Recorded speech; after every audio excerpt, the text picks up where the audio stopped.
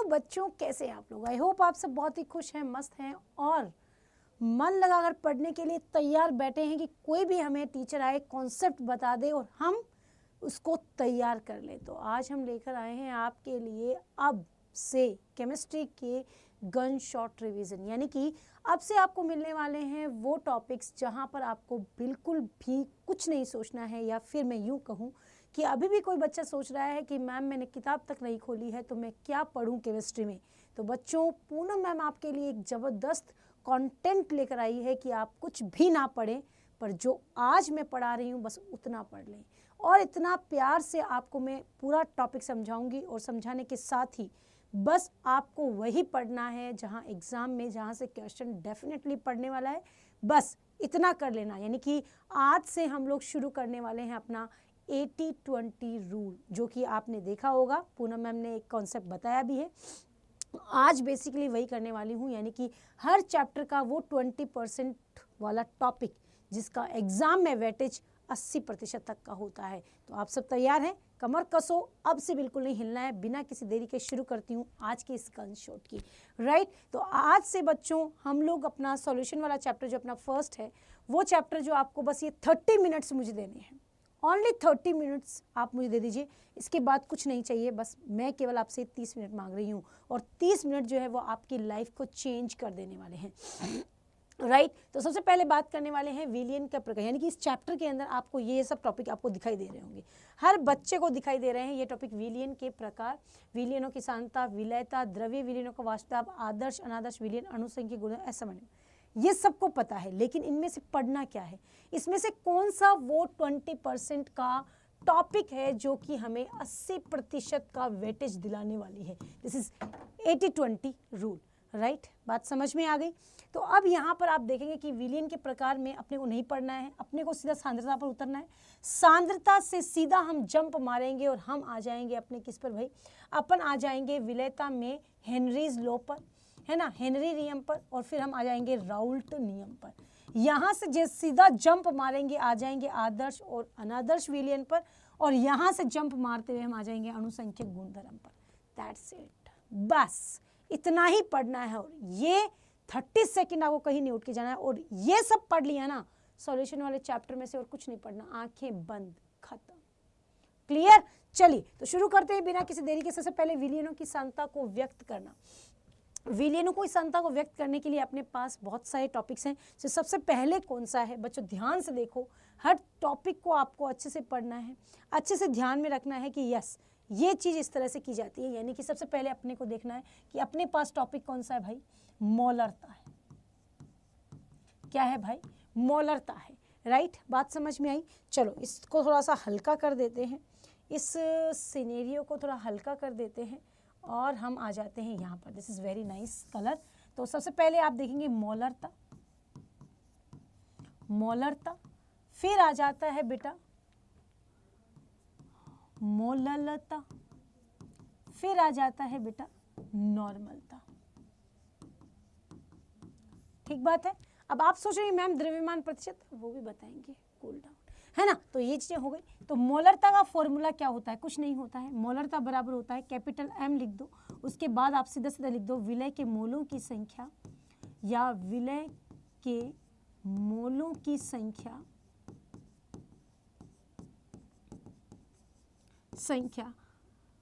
बटा विलियन का आयतन,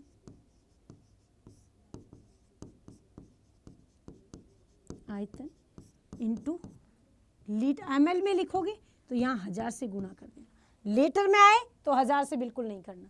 अब यहाँ पर आपको क्या पूछा जा सकता है, विलय के मोलों की संख्या की बजाय आपको ग्राम में मात्रा दे सकते। तो हमेशा याद रखो कि कोई भी पदार्थ है आपके पास, कोई भी अपने पास, मान लो कि अपने पास दो चीज़ें हैं, एक तो है विलय और एक है विलायक। जो A है वो विलय है और जो B है वो क्या है बेटा, विलायक है। ठीक है, विलय और विलायक की बात करें तो A जो है वो विलय है और B जो है वो विलायक है। तो हम लोग क्या करने वाले हैं, यहाँ पर हम कुछ नहीं करने वाले हैं, हम यहाँ लिख देंगे भाई A जो है उसका अपने को ग्राम में मात्रा, यानी कि उसका भार लिख दो, है ना, वेट लिख दो। फिर उसी का अपने को क्या लिखना है भाई, मॉलिक्यूलर वेट लिख दो। किसका लिख दो, किसका मॉलिक्यूलर वेट, तो उसी ए का इनटू अपने पास क्या है भाई, आयतन हो गया, वो भी ml में। खत्म, किस्सा ही खत्म, बस इतना याद रखो। ऐसे भी आ सकता है, मोल में पूछ सकता है और ग्राम में भी पूछ सकता है, कोई दिक्कत नहीं। अब आता है मोललता। मोललता में बेटा इतना ध्यान रखो कि आपके पास विलायक है वो केजी में है। किस में है, केजी में। ध्यान कर लेना, विलायक जो है वो केजी में है, तो मोललता स्मॉल m से रिप्रेजेंट करो और यहाँ पर आप लिख दो विलय के मोल बट्टा कितना भाई, विलायक का द्रव्यमान केजी। बस अगर आपने इसको भी वही लिखना है तो अपने पास विलय क्या है बेटा, अपने पास ए है तो उसके मोलों की यही जगह उसका भार आ जाएगा, वही उसका अणुभार आ जाएगा, इनटू अब विलायक तो बी लिखो और उसका भार लिखो, इनटू अगर वो क्या है ग्राम में है तो 1000 लिख दो, अगर केजी में है तो 1000 हटा देना।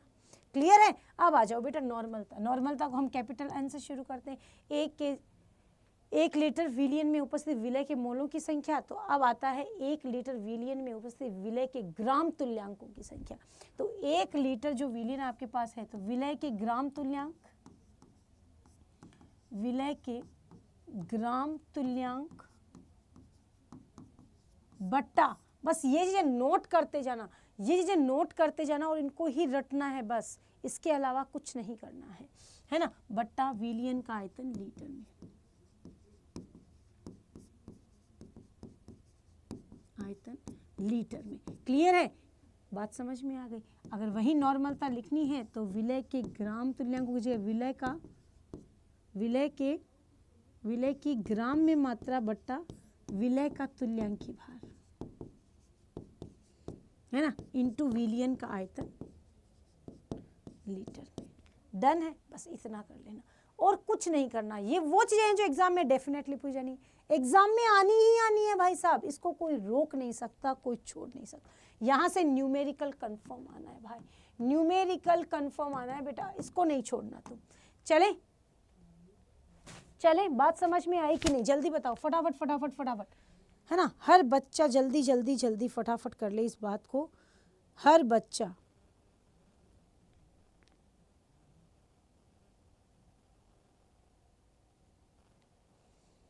चलो ओके डन। अब आता है अपने पास चीजें क्या होती है भाई, द्रव्यमान प्रतिशतता।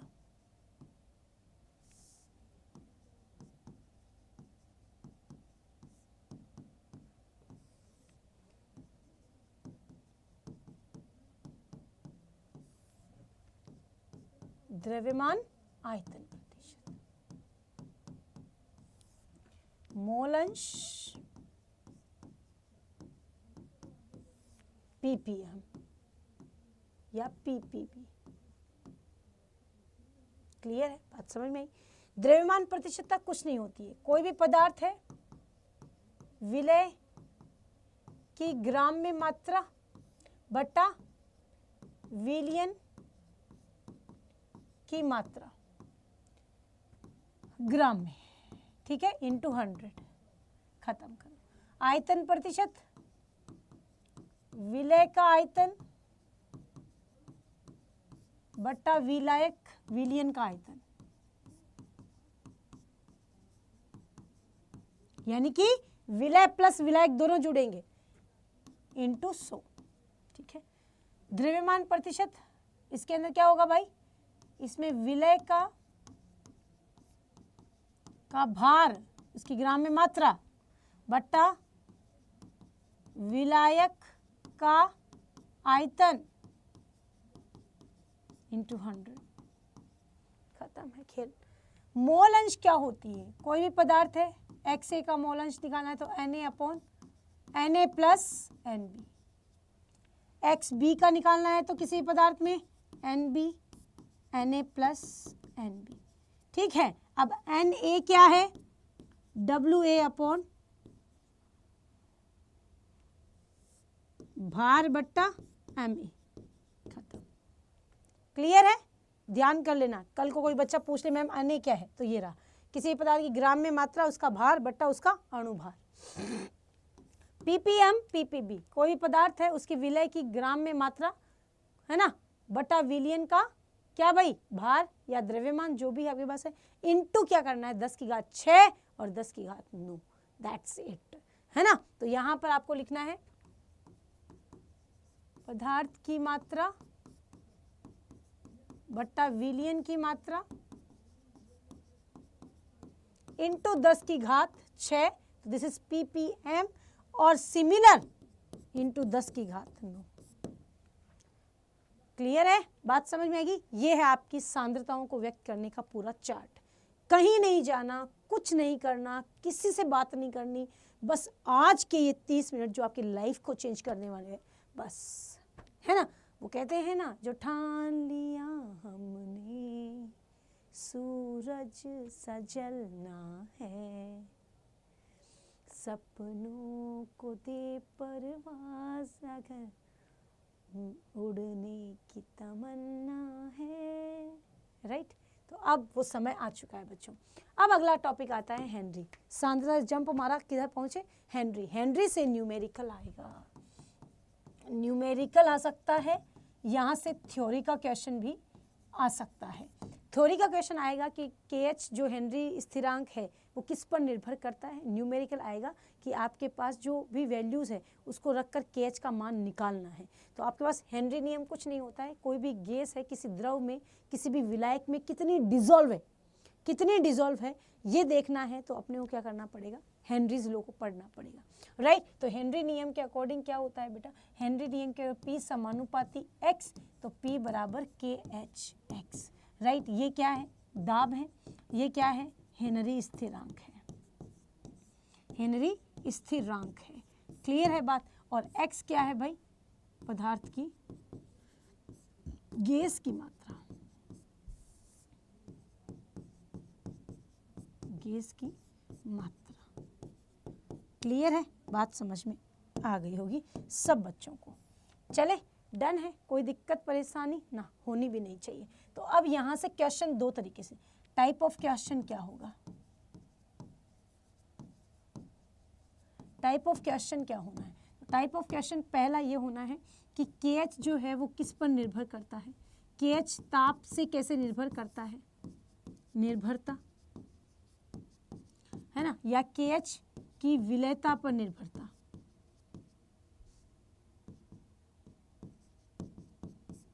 पर निर्भरता।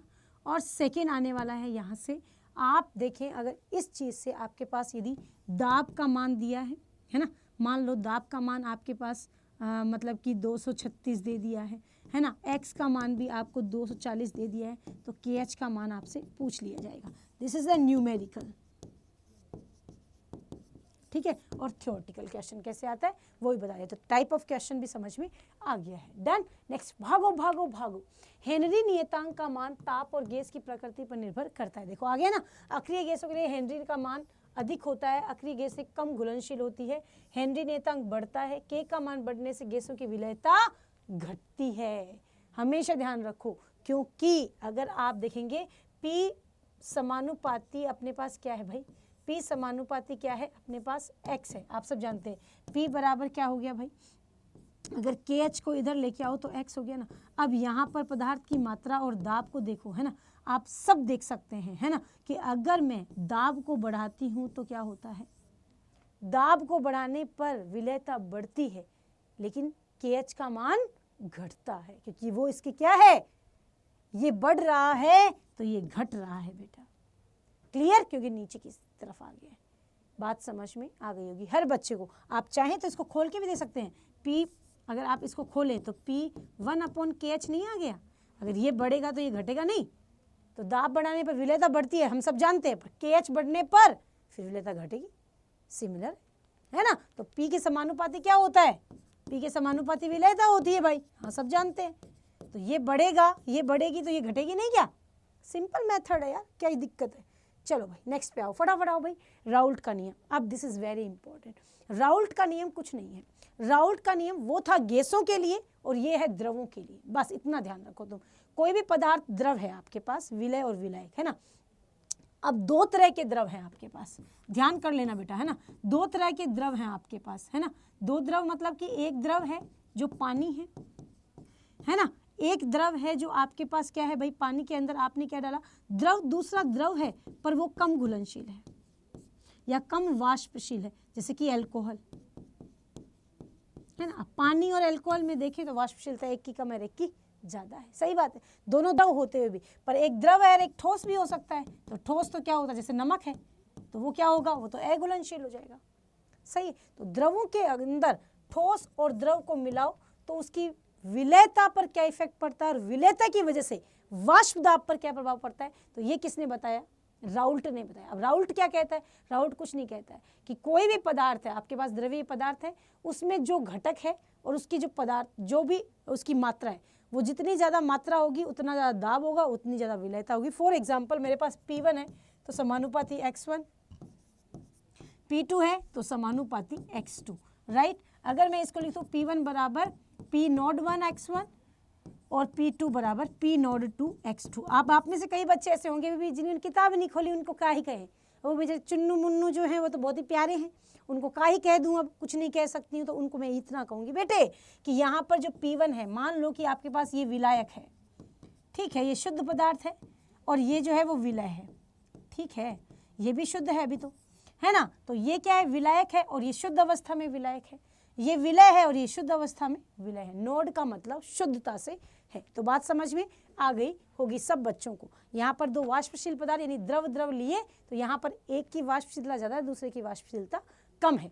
तो राउल्ट क्या कहता है कि किसी भी पदार्थ में यदि आप किसी भी वाष्पशील पदार्थ में यदि गैस का दाब देखें, सॉरी पदार्थ का दाब देखें तो वो क्या होता है, उसी के मोल अंश के समानुपाती होता है, जो यहाँ लिखा गया है भाई, है ना। किसी पदार्थ में वाष्पशील द्रव है तो प्रत्येक घटक का आंशिक वाष्प दाब जो है उसी घटक के मोल अंश के समानुपाती होता है।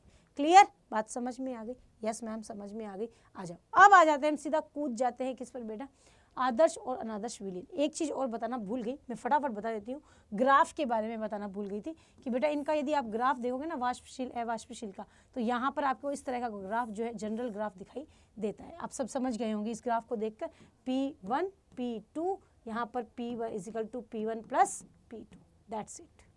क्लियर है बात, समझ, मोल अंश के समानुपाती होता है। चलिए अब आते हैं बेटा आदर्श और अनादर्श विलीन में क्या अंतर होता है। This is very important, this is very again this is very important, right.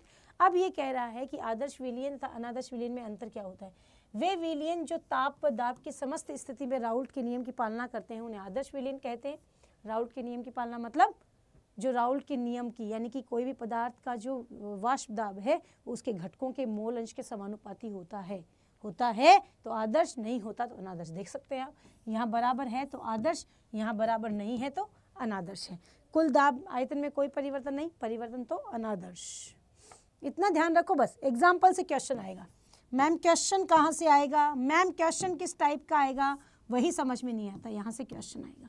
और आप देख लीजिए, आपको क्वेश्चन यहीं से मिलेगा, इसके अलावा कहीं से नहीं मिलेगा भाई, कहीं से नहीं मिलेगा। पूनम मैम कह रही है बस ये क्वेश्चन यहीं से आने हैं। एग्जाम्पल याद है कि कौन सा राउल्ट के नियम, कौन सा आदर्श विलीन को दिखाता है, कौन सा अनादर्श विलीन को दिखाता है, दैट्स इट।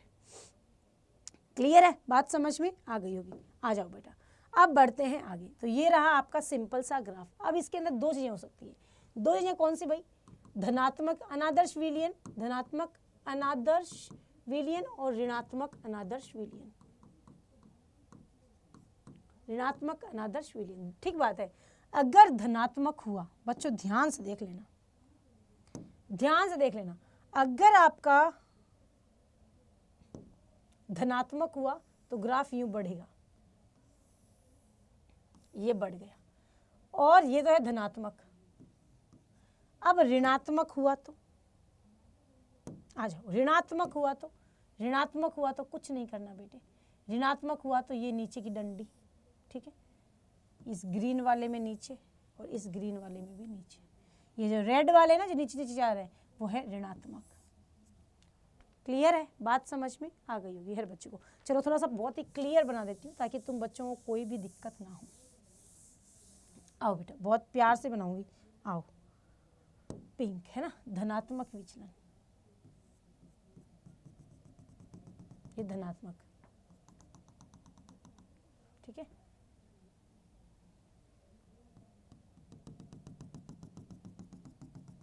धनात्मक विचलन,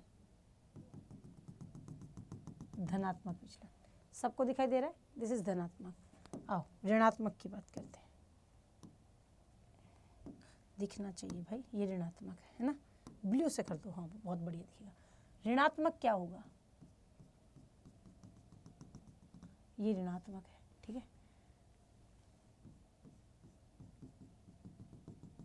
ये ऋणात्मक, ये ऋणात्मक, जो नीचे की तरफ है वो ऋणात्मक, जो ऊपर की तरफ है वो धनात्मक। करेक्ट, बात समझ में आई, डन, बहुत बढ़िया। आओ बेटा, अब आता है धनात्मक विचलन। ऋणात्मक विचलन में अंतर क्या है, यहां से भी क्वेश्चन 101%, 101% आना है, क्वेश्चन तो आना ही आना है, तुम रोक नहीं सकते इसको। धनात्मक विचलन क्या होता है, ऋणात्मक विचलन क्या होता है, आओ बेटे जान लेते हैं। राउल्ट के नियम से धनात्मक विचलन दर्शाता है कि उसका वाष्प दाब, टोटल वाष्प दाब ज्यादा होगा, इसका टोटल वाष्प दाब कम होगा। यहाँ पर आयतन में पॉजिटिव परिवर्तन, यहाँ नेगेटिव, सब जानते हैं ऋणात्मक का मतलब, बस क्वेश्चन यहाँ से आना है। कौन सा एग्जाम्पल धनात्मक विचलन दिखा रहा है, कौन सा ऋणात्मक विचलन दिखा रहा है, दिस इज द क्वेश्चन। आना ही आना है, अगर तुमने कुछ भी नहीं पढ़ा है, बस ये 30 मिनट लाइफ चेंज कर देंगे बेटा, पढ़ लिए तो जिंदगी बन जानी है, जिंदगी बन जानी है, बस पढ़ लो तो, ठीक है। चलो आ जाओ भाई, अब आता है अणुसंख्यक गुणधर्म, दिस इज अगेन इंपॉर्टेंट। यहां से बस, यहां से कुछ नहीं आता, यहां से न्यूमेरिकली आता है, यहां से न्यूमेरिकली बनेंगे, इसके अलावा यहां से कुछ नहीं आना। ये मान लो, ये जान लो, अगर तुमने ये मान लिया और जान लिया, बल्ले बल्ले है। आ जाओ बेटे, तो सबसे पहले है आपके पास वाष्प दाब में आपेक्षिक अवनमन। वाष्प दाब में आपेक्षिक अवनमन,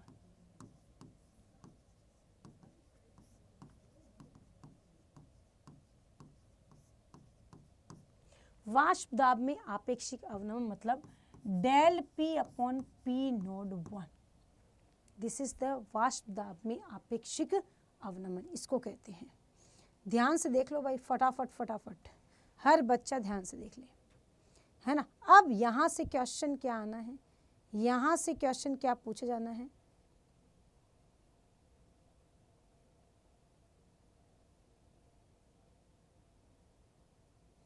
वाष्प दाब में आपेक्षिक अवनमन का फॉर्मूला क्या होगा।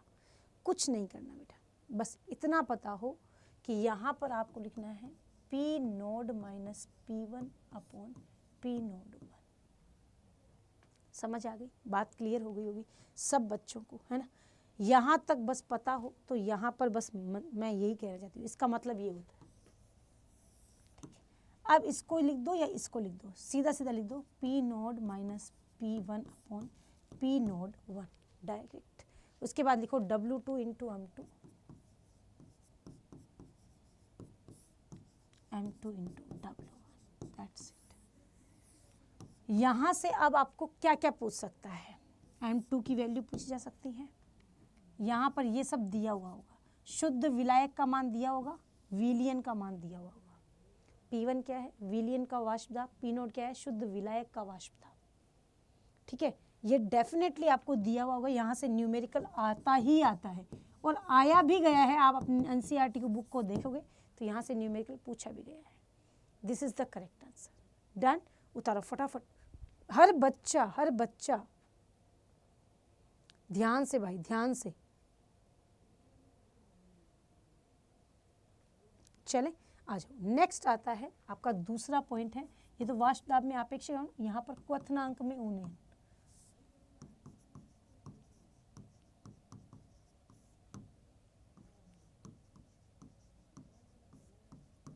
क्वथनांक उन्नयन, दिस इज डेल TB बराबर KB गुणा M2, sorry W2 into M1 upon W1 into M2, that's it.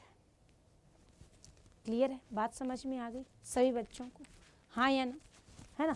तो क्या लिख दिया भाई, KB W2 into M2 upon W1, ठीक है, M1 अच्छा कैपिटल, चलो के बी लिख दिया। अब बच्चों ध्यान दो, यहाँ 1000 से गुना भी कर दें वैल्यू को। अब यहाँ पर ऐसा भी हो सकता है के बी आपसे पूछ ले, के बी का मान पूछ ले, तो क्या लिखना है भाई, डेल टी बी गुना W1 गुना M2 अपॉन W2 इंटू 1000 बराबर क्या लिख दो भाई, के बी। ये भी पूछ सकता है फॉर्मूला न्यूमेरिकल में। आपको M2 भी निकालना पूछ सकता है, ध्यान कर लेना, ठीक है। आ जाओ भाई, फटाफट फटाफट फटाफट, जल्दी जल्दी। यहाँ तक सब समझ में आ ही गया होगा, हर एक बच्चे को क्लियर हो गया होगा, है ना, हर एक बच्चे को क्लियर हो गया होगा। अब आता है हिमांक में अवनमन, सेम बात है, सेम, कुछ चेंज नहीं है। अरे भाई साहब, अरे भाई साहब, कैसे बात कर रहे हैं मैडम। वाष्पदाब में अपेक्षित हिमांक अवनमन, चलो यहाँ पे इसको थोड़ा छोटा कर दो ताकि हिमांक अवनमन भी आ जाए और परासरण दाब भी आ जाए, तीनों को लिख दे रही हूँ साथ में, है ना। वांट ऑफ गुणांक आ गया क्या, तो यहाँ पर क्वथनांक उन्नयन, हिमांक अवनमन,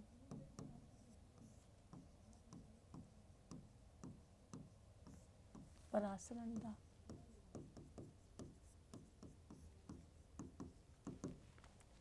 तो यहाँ पर आने वाला है आपके पास डेल टी बी के बी गुणा 1000 गुणा W2 M1 upon W1 M2 W1, ठीक है। यहाँ पर आपको के बी पूछ सकता है, तो यहाँ पर आपके पास क्या आना है भाई, के बी बराबर क्या आना है, K B del T B into M2 into W1 upon 1000 गुना W2। सेम यहाँ पर डेल टी एफ बराबर K F into 1000 into W2 upon M2 into W1। अगर के एफ पूछ ले, del T F into M2 into W1 upon 1000 into W2, that's it. Pi बराबर CRT। बस यही क्वेश्चन आने, यहीं से न्यूमेरिकल आना है, कहीं पर भी कोई दिक्कत आनी ही नहीं है। जितना हो सके उतना अच्छे से करो ताकि बात क्लियर हो जाए। अब आता है वांट ऑफ गुणांक, this is very important. Want of गुणांक कुछ नहीं है, कोई भी एक साइंटिस्ट था जिन्होंने कहा कि कोई भी मॉलिक्यूल किसी भी सॉल्यूशन में दूसरा सॉल्यूशन ऐड करने पर उस पहले वाले सॉल्यूशन का अणुभार बदल जाता है। अब वो बदलता है मतलब कम भी हो सकता है और ज़्यादा भी हो सकता है। तो उन्होंने कहा कि वांट ऑफ ने एक फॉर्मूला दिया, वियोजन के बाद पदार्थ या वियोजन से पहले बराबर संगुणन में भी आता है, संगुणन के बाद बटा संगुणन से पहले, ठीक है। अब ये वांट ऑफ गुणांक सबके साथ सिमिलर बिहेव कर रहा था, यानी कि अगर आप डेल टी एफ की बात करें तो आई गुणा के एफ गुणा स्मॉल एम, टी बी की बात करें आई गुणा के बी गुणा एम, पाई की बात करें आई गुणा CRT, del P upon P naught 1 लिखें तो यहाँ पर भी सेम आई गुणा 1000 गुणा W2 गुणा M2 गुणा M2 गुणा W1, that's it. Want of गुणांक सबके साथ सिमिलर। यदि ऐसा कोई भी प्रश्न आता है कि इसकी वैल्यू कितनी होगी, इसका टूटना, इसके आयनों की संख्या कितनी होगी, हमेशा वांट ऑफ से निकालो, हमेशा वांट ऑफ से निकालो, वही जस्टिफाइड है, वही जस्टिफाइड है, वही बताएगा कि यस ये इस तरह से किया जा सकता है।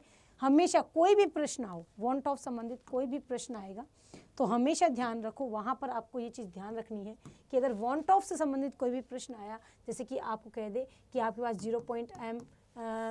NaCl का सॉल्यूशन है, तो इसमें सबसे ज़्यादा विलेयता किसकी होगी? तो आपको यूँ दे दिया 0.1 KOH दे दिया, 0.1 K2SO4 दे दिया का हो, है ना, K2SO4 दे दिया। तो अब यहाँ पर देखो इसके दो आयन ही है, K प्लस और माइनस, K2 यानी कि दो धनायन है और एक ऋणायन है, तो टोटल कितना हो गया 3। तो इसकी क्या होगी, वॉन्ट ऑफ गुणांक ज़्यादा होगा, तो इसका मान भी क्या होगा, ज़्यादा होगा। तो ऐसे क्वेश्चंस जो हैं वो ज़्यादा पूछे जाते हैं। तो थ्योरी भी पूछे जा सकते हैं और न्यूमेरिकल टाइप में पूछे जा सकते हैं। तो बात समझ में आ गई होगी हर बच्चे को, मेरे हर स्टूडेंट को।